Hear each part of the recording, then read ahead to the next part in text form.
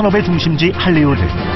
영화 소품부터 세트 제작까지 총괄하는 미술 총감독 한유정. 미술 학도였던 그녀. 어느 날 새로운 꿈을 만났습니다. 한국에 어떤 관련 대학이 있는지도 몰랐고 없었어요. 미국을 가야겠다라는 생각으로 그냥 결론이 났어요. 아르바이트로 학비와 생활비를 해결하며 치열하게 노력했던 유학생활. 동양인 여자의 나이가 좀 어리고 상당히 못 믿어하는 눈빛으로 쳐다보는 사람들이 몇몇이 있었었죠. 그냥 제가 제 실력을 최대로 보여주려고 노력할 수밖에 없겠다라고 생각을 했고, 동양인이란 편견과 차별을 실력으로 극복하고 그녀는 할리우드 최초의 한국인 미술 총감독이 됐습니다. 저와 같은 꿈을 꾸는 그런 분들에게 도움을 드리고 싶고 그런 다리 역할도 열심히 해드리고 싶습니다. 꿈을 향한 열정으로 할리우드에 당당히 선 한유정 씨를 소개합니다.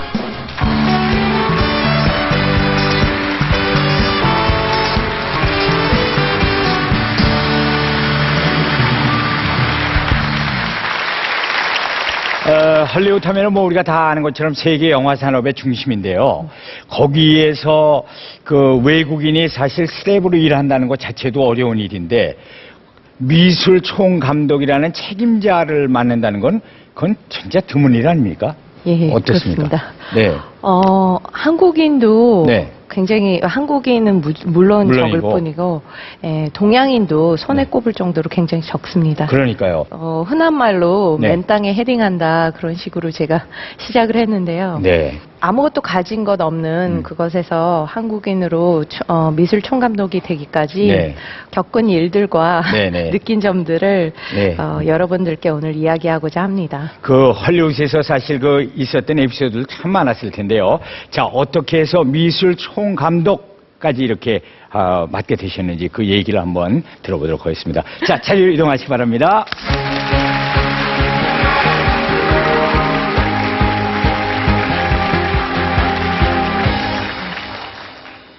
안녕하세요. 저는 한유정입니다. 지금 현재 할리우드에서 14년째 미술 총감독으로 일하고 있습니다. 제가 초등학교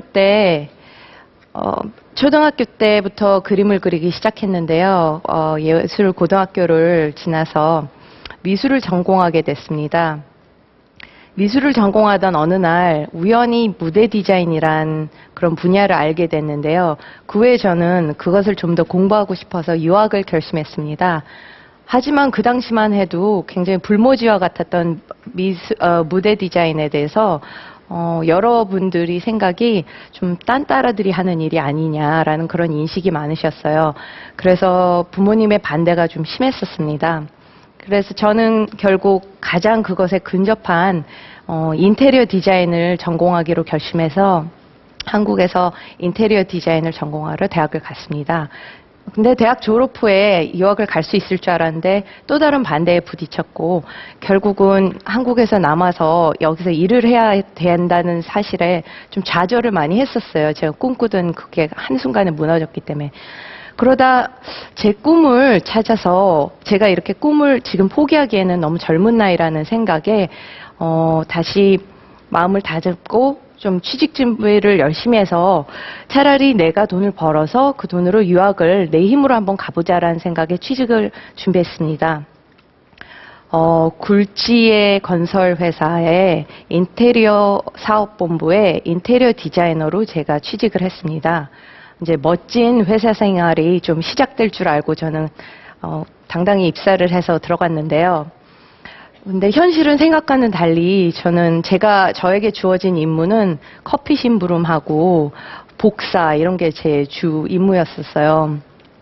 근데 그거보다도 더 힘들었던 거는 저는 사실 집에 들어가서 몰래 유학 준비를 하기 위해서는 영어 공부도 해야 됐고 그런 포트폴리오도 준비를 해야 됐는데 퇴근이 너무 늦는 거예요. 저는 곰곰이 저 나름대로 고민을 했고 결국 제 결론은 제 나름대로의 방식대로 회사 생활을 하겠다. 그래서 그 주어진 임무 시간에 그날 할 일을 100% 끝내놓고 그러고 6시에 칼퇴근을 하자. 그렇게 생각을 했습니다. 그래서 정말 물 한 모금 마실 시간 없이 막 단 5분도 허투루 쓰지 않으면서 열심히 일을 했고요.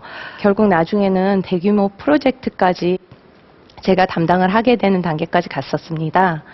근데 그 정도 단계가 되니까요, 이제 회사 생활이 굉장히 편해지기 시작하면서, 좀 회사에서 안주하고 싶은 생각이 들더라고요.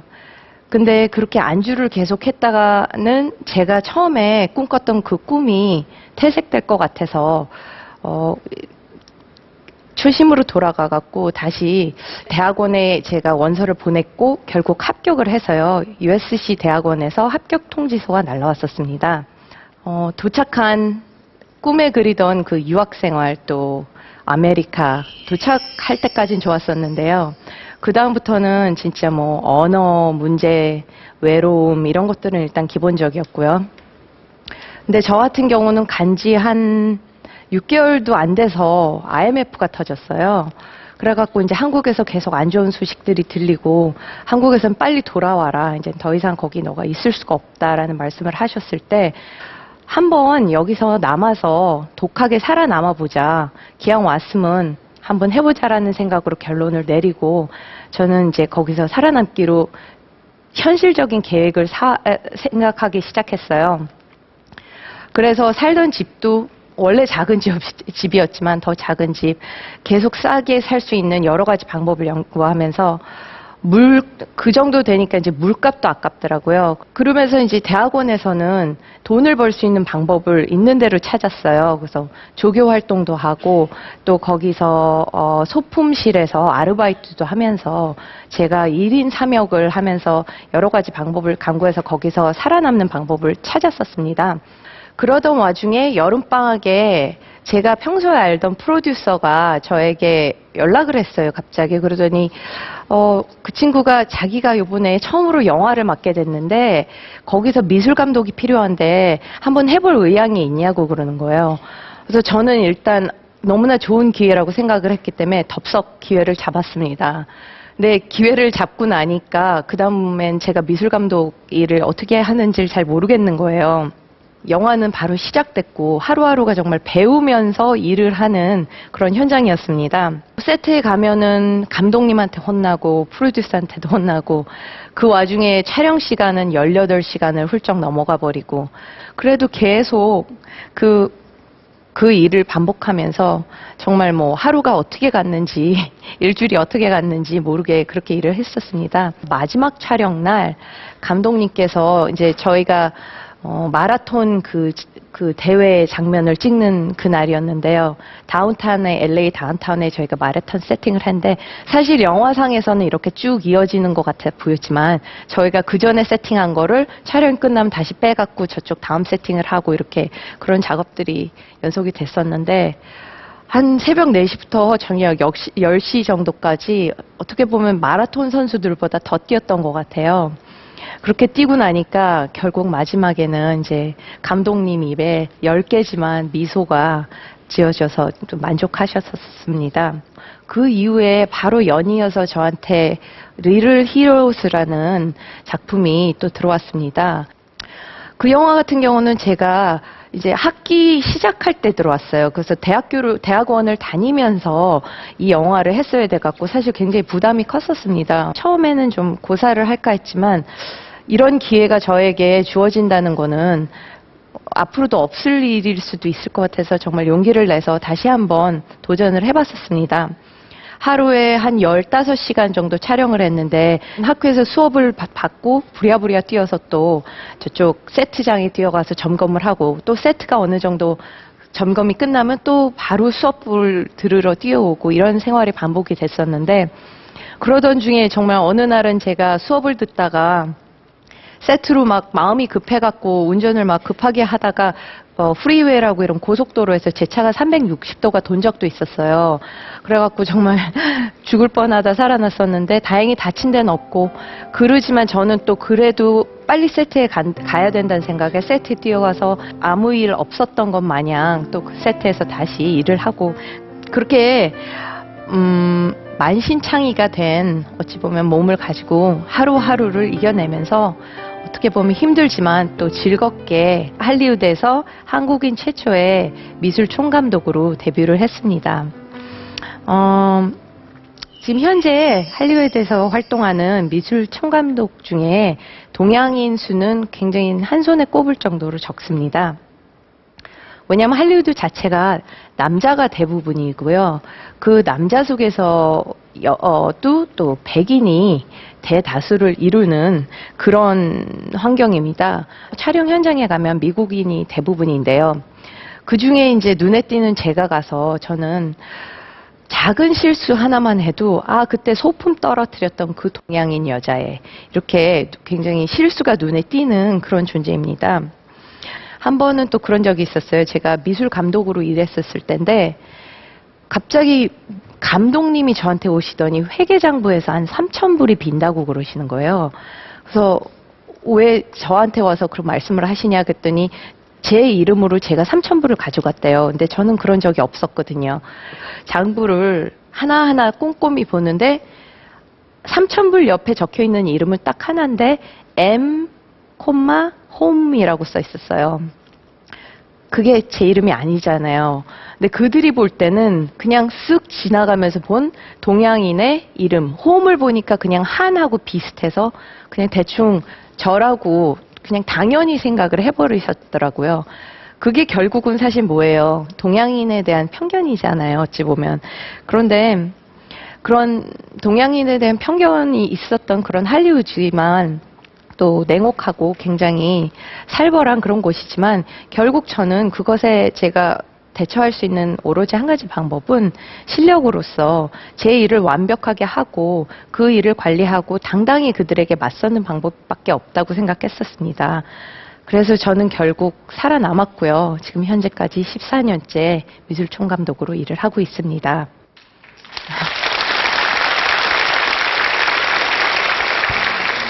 알 수 없는 미래 앞에서 선택을 한다는 건 누구나에게 굉장히 두려운 일인데요. 저는 간절히 원하는 꿈이 있었고 그 꿈을 위해서 제가 할 수 있었던 것은 제가 할 수 있었던 유일한 것은 제 자신을 믿는 것이었습니다.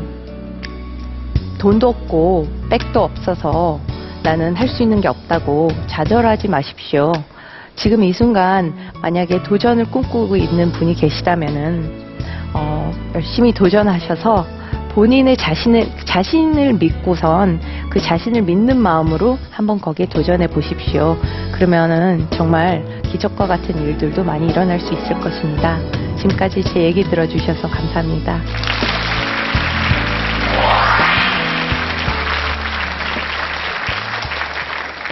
그 할리우드에서 일을 하시려면은 아무래도 이제 부르기 쉽게 영어 이름들로 바꾸기가 쉬운데 네. 한유정 씨는 계속해서 한유정이라는 이름을 지금 쓰신다고 하거든요. 예. 왜 이유가 있어요? 특별한 이유가?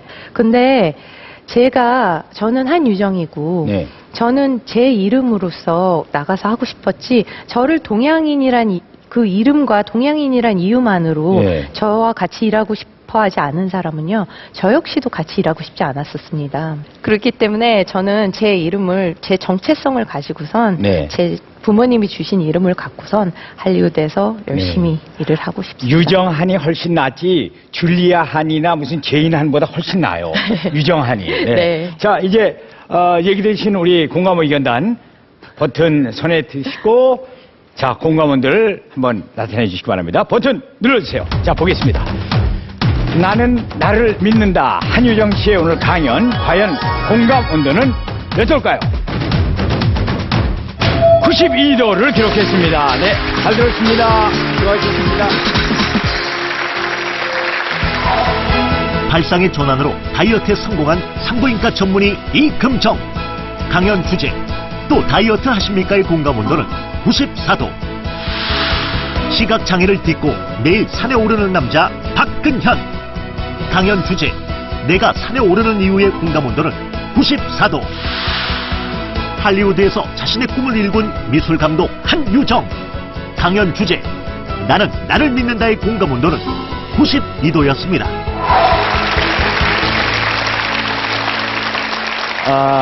끝으로 이제 오늘 강연하신 이 세 분 주인공의 강연 소감을 한번 좀 들어볼게요. 박근현 씨께서는 오늘 강연을 하시고 나니까 어떠세요, 마음이? 내 인생을 한 번 더 되돌아볼 수 있는 그런 시간이 되었던 것 같습니다. 네, 네. 잘 들었고요. 그리고 네. 한희정 씨께서는 또 오늘 소감은? 이런 너무 좋은 곳에 불러주셔서 감사하고요. 네. 이런 강연을 하게 돼서 전 기쁩니다. 저희 작은 스토리가 큰 힘이 돼서 도움이 됐었으면 좋겠습니다. 네. 이은영 씨는 강연하신 그 소감이 어떠세요? 일단 뭐 저의 경험을 여러분들한테 얘기할 수 있었던 기회를 주셔서 너무 감사드리고요. 저 또한 여러분들 덕분에 아마 감동 100도씨의 감동을 안고 가는 것 같습니다. 감사합니다. 네. 자, 오늘 강연 백도 씨는 또 어떠셨는지 모르겠습니다. 오늘 강연은 물론이고요. 지난 강연의 그 재미와 감동까지 이제는 간편하게 스마트폰으로 여러분 우리 강연 백도 씨 함께 하실 수가 있습니다. 또 앱스토어에 강연 100 숫자로 100을 검색하셔야 됩니다. 백도 씨 한글로 쓰시면 안 되고요. 네, 너무나 자세히 가르쳐 드렸죠. 저희 강연 백도 씨 오늘 여기서 인사드리겠습니다. 감사합니다.